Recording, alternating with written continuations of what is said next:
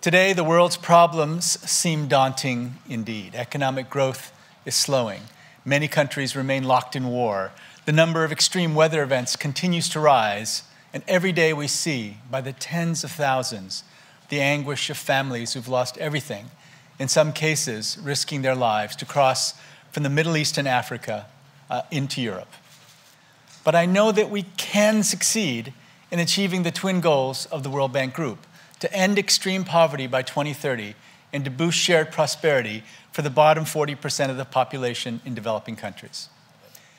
For us then to reach our twin goals, three things have to happen: inclusive economic growth, investment in human beings, and insurance against the risk that people could fall back into poverty. Grow, invest, insure. That's our shorthand for the strategy. Of the three, economic growth accompanied by rising wages and job creation has been the most important factor in reducing extreme poverty over the past half-century. But we're not focusing simply on growth of GDP. We reject trickle-down notions that assume that any undifferentiated growth permeates and fortifies the soil and everything starts to bloom, even for the poor.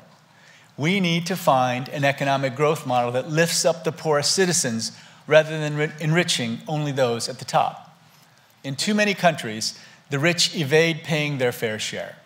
Some companies use elaborate strategies to not pay taxes in countries in which they work. This is a form of corruption that hurts the poor. More equitable taxation could easily eclipse official development assistance received by countries.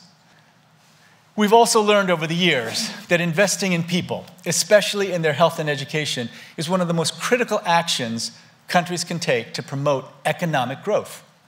Children who are stunted by age 5 will not have an equal opportunity in life. There can be no equality of opportunity without proper antenatal care for mothers or the appropriate stimulation, nurturing, and nutrition for infants and young children. Conditions of poverty, toxic stress, as in situations of conflict, will have produced such damage that these children may never be able to make the best of any future opportunities. If your brain won't let you learn and adapt in a fast-changing world, you won't prosper, and neither will society.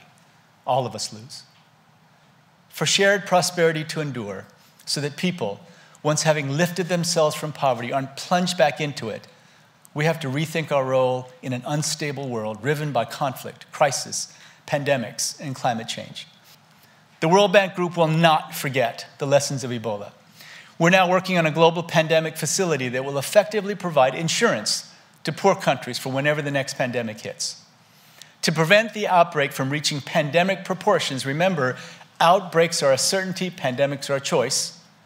The facility would rapidly release funds for trained personnel to respond immediately. I've said it many times. When you're fighting extreme poverty, optimism is a moral choice. Pessimism in the face of extreme poverty can become a self-fulfilling prophecy that will surely be deadly for the poor. Our goals of ending extreme poverty by 2030 and boosting shared prosperity are not just slogans. We're serious about them, and we have a plan: grow, invest, insure. This plan starts with a pregnant woman who lives in a conflict zone. We must do whatever it takes to support her so that her newborn child will have a world of opportunity equal to that of any child in the world.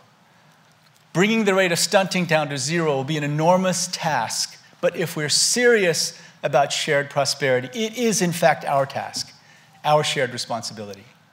Now is the time to get serious. Thank you very much.